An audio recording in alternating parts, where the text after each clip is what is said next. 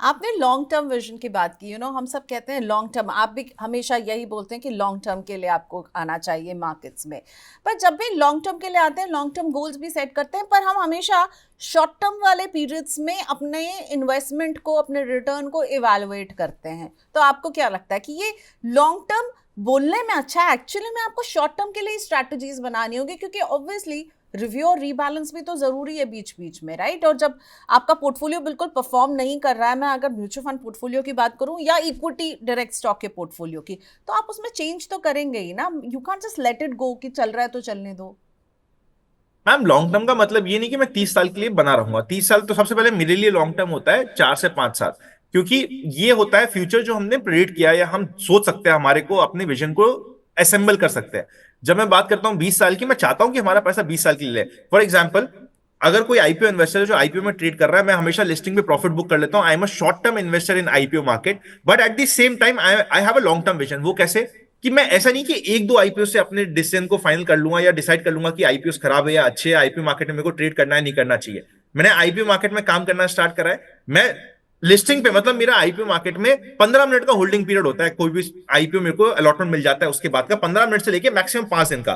तो क्या मैं शॉर्ट टर्म इन्वेस्टर हो गया आईपीओ मार्केट में? नहीं, आई एम लॉन्ग टर्म इन्वेस्टर। कैसे? क्योंकि मैं पिछले 10 साल से आईपीओ मार्केट में काम कर रहा हूं, आने वाले 10 साल में काम करने वाला हूं, तो that is why I am long term investor. जब मैं स्टॉक्स की बात करता हूं तो मैं स्विंग ट्रेडिंग करता हूं।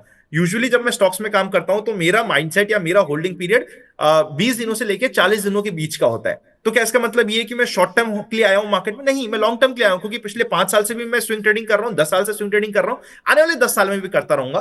ट्रेड्स चेंज होती रहेगी, मार्केट चेंज होता रहेगा, मेरी पोजीशन चेंज होती रहेगी, पर जो मेरा विजन है, जो मेरा स्टाइल ऑफ वर्किंग है, वो सेम रहेगा।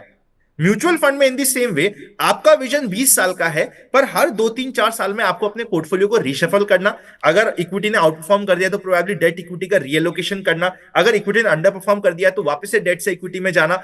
आपने अगर गोल्ड का एक्सपोजर नहीं है तो प्रोबेबली गोल्ड का एक्सपोजर रखना। अपने large cap, mid cap, small cap का माइंडसेट चेंज करना डिपेंडिंग ऑन द मार्केट, कि हमें जहां पे ओवर वैल्यूएशन हो रही है प्रोबेबली हम वहां पे थोड़ा सा रुक सकते हैं, थोड़ा प्रॉफिट बुक कर सकते हैं। अगर आपने टैक्स फ्री लिमिट का प्रॉफिट बुक नहीं किया, फाइनेंशियल प्लानिंग के तौर पे उस प्रॉफिट को भी बुक करना चाहे, उसको आप वापस इन्वेस्ट कर दो। These all are short term managements which we have to do to ensure that we are in the market for the long term. Talking okay. About absolute long term 20 years, that is a scam, because वो 20 years का vision ना मुझे पता है मैं कहूंगा, ना आपको पता है। मेरे को लगता है हमारे को लॉन्ग टर्म को शॉर्ट टर्म में, short term in the sense जब हम 20 साल की बात कर रहे हैं तो 4 से 5 साल हमारा शॉर्ट टर्म हो गया। हर 3 4 5 साल के ब्रैकेट्स में उसको बांटना चाहिए। हर साल में रिव्यू करना चाहिए। मैं कहता हूँ साल में एक दो रिव्यूज तो बनते हैं। एक आप नॉर्मल रिव्यू कर दो, एक अगर कभी कोई मार्केट में कोई बड़ा इवेंट आ गया तो आप रिव्यू कर लीजिए कि क्या हम लोग ठीक प्लेस है, क्या हमें कुछ चेंजेस की रिक्वायरमेंट है। मेजॉरिटी सिचुएशन में चेंजेस की रिक्वायरमेंट नहीं होगी, but it will give you रीअश्योरिटी।